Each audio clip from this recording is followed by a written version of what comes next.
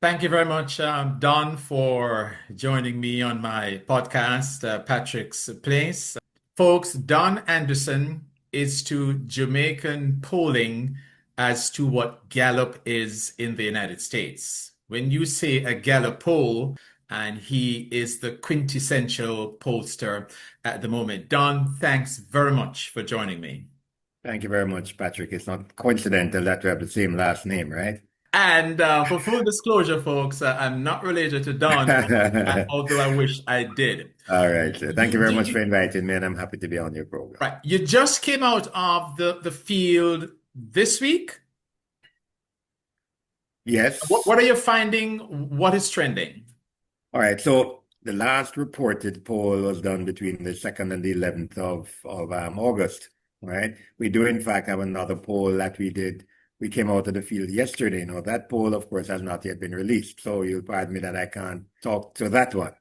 But the most recent revealed reported poll has the People's National Party less than 1 percentage point ahead, all right, which represents a continuation of a fairly steady fall off since they reached a peak of 9% in September of 2024. Remember, they won the local government election by the popular vote, and then in April, they went up to a 7 percentage point lead, a 9 percentage point lead in September, dropped to 4.7% in February of this year, dropped to 3% in June of this year, and 1% in the July poll that we did. So there's been a fairly steady fall off in the lead that the People's National Party has had. Where that puts them is less than 1 percentage point ahead of the Jamaica Labour Party, going I would say 3 weeks, 2 weeks before an election. Just for the benefit of viewers, there is something that I deem very critical, and you're the expert, and I'm going to ask you to speak to it.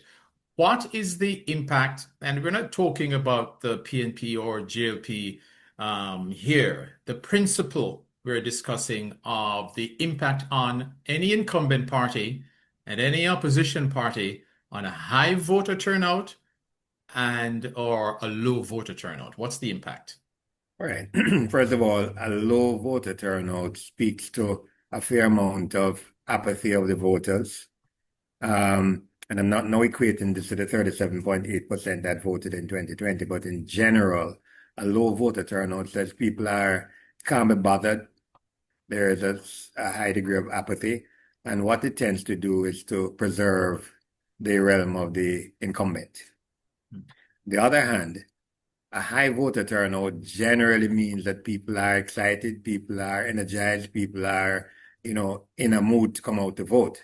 And generally, when you have a high voter turnout, it signals that people are keen to impact the incumbent and probably try to vote the incumbent out. Those are the parameters. Now, between those two extremes, you have numbers that are trending in one direction or the other. So if it's not a particularly high voter turnout, it could be that both sides are energizing their supporters. All right. But when there's an extremely high voter turnout, and you may ask me what's that, where we are at 37.8%, if we got over 50%, then that would be a high voter turnout for us. All right. Again, everything is relative. Mhm. What is your projection, if you can speak to that at the moment, in terms of what the voter turnout is trending to be? What are you seeing now in terms of what is likely to happen in terms of the turnout? When we did the last published poll, fieldwork for which ended on the 8th or 11th of August, the indication from the field was that 50% of the persons who are eligible to vote say they would go to vote. Now, that would represent a 12.5 percentage point increase on the last poll Which result, was poll turnout, the last election, but that was an last outlier, election. right? That was an anomaly, all right? But we have been trending down from maybe the 2007 election, all right? And therefore, it would be, if there is a turnout in excess of 50%, it would probably feed into the notion that people are coming out to deal with the incumbent, all right? Personally, I anticipate a lower than 50% voter turnout, but certainly maybe 8 percentage points above the 37.8% that was recorded in that year of aberration, 2020. So I'm looking at about 46% turnout. That doesn't necessarily reflect or represent a high voter turnout by any means. A high voter turnout is when you get in excess of 50%, which we haven't reached in the last two elections for sure. So Right. that would be the measuring rod I would use. You said you're looking at about 46%. It's not Yeah. necessarily high, but that would be, sounds to me, would be in the ballpark of where the turnout usually is it not? Yeah, it would be a little lower than because if we go all the way back to 1980 when we had a over 80 something percent turnout, that again was a rather unusual year because it was our most violent year as far as elections go.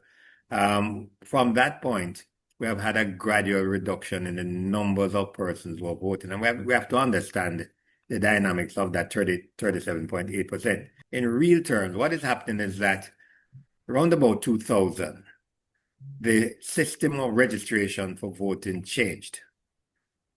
What we were doing before, or how people registered before, was when an election was called, you went out and you registered to vote. So Right. that is one of the reasons why we had voter turnout close to the level of registration.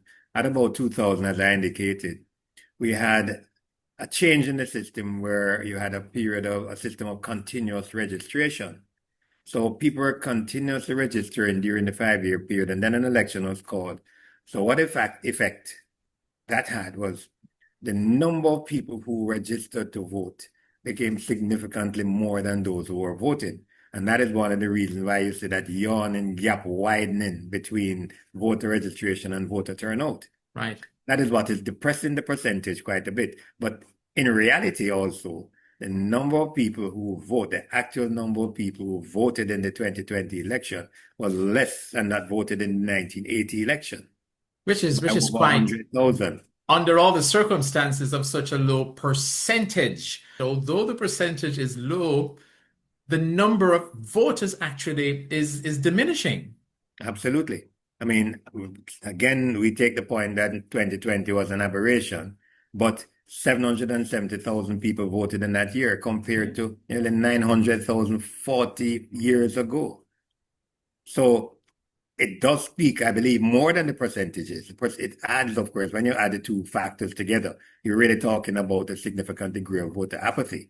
Mhm. But the stark number, the stark reality is that if you had 900,000 people voting in 1980, and you're looking 40 years down the road, and that number is down by over 170,000 people, it's a huge statement.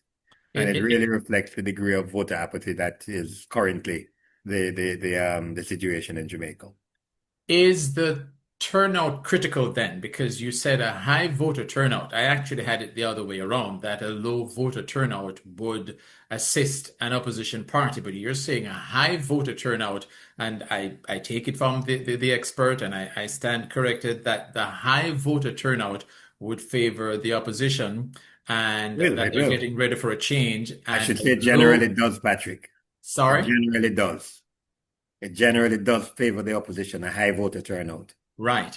Right. So let me ask you, if you're saying that what you found suggested a 50 percent turnout, but you, based on your work and your figures, you just came out of the field that you're thinking is going to be in the region of 46% turnout. In your opinion and your expertise, would that 46% represent a high turnout or low turnout comparatively? It would In the get the context of numbers, all that you have said. yeah, it would get the numbers back up to about what it was in 16. 2011, Mm. right? And the two periods that I like to use to cover or to address that issue of voter apathy or voter turnout. In 2011, 170,000 more people voted than in 2020, right? So if either party or both parties manage to get 170,000 people back out to vote on election day, then we'll get up back to somewhere like 47%. Okay. That 160,000 persons, though, could be critical because the difference between a 42-21 win in 2011 for the PNP and a 49-14 loss for the PNP in 2020 was 170,000 people. Mm. I'm throwing something out for you to think about. I am. I All am. right.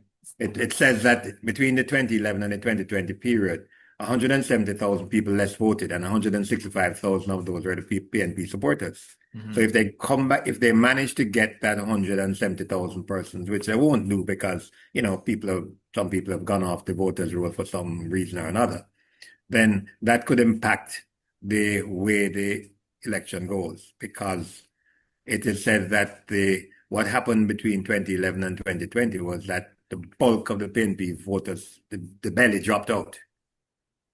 We don't have a high degree of voter intent amongst young persons. And therefore, the core of the people who are likely to vote are the people who are 35 upwards and over, which generally the People's National Party tends to attract more of the older voters. Right. So if you put all those kind of parameters together, you could see that if there is a significant voter turnout, it would tend to feed into the notion that the People's National Party could get a lot of those and therefore could impact how the election goes. So it would feed into that bigger turnout favoring the opposition. All right. So my final question then, I know you can't speak to you coming out, that your figures coming out of the field this week, but any kind of, I don't want to use the word hint, but any kind of guidance to the viewers as to what you have discovered is trending a week out from the election in terms of support. Yeah. Well, what we're picking up, um, and I have to be careful how I answer this because I have additional data which I haven't yet released. All right. But I think the release of the PNP's manifesto, which apparently has been circulated significantly on social media, some of the factors, some of the promises, some of the things that they've outlined in their manifesto, it appears as if it might be impacting some persons. And I talk specifically about the intent to move the threshold up to 3.5 million. Um, that obviously would impact a lot of people. Now, there's an argument that it can't work, but so again was the argument that the 1.5 in 2016, it couldn't work. All Mhm. right. So this is a different ball game. This is twice that number. But it would appear that some people are looking at that, and it might very well be helping to condition the minds of persons as to A, whether they go to vote, or B, who they vote for. That's one factor. I think also the fact that the People's National Party issued a manifesto, um, certainly prior to when we went into the field. We got into the field, we were in the field, I believe, when the JLP issued their manifesto, but it would have less of a traction, less of a time period for it to impact the new poll. But it would appear that there's a fair degree of energy being generated and being stoked amongst both parties.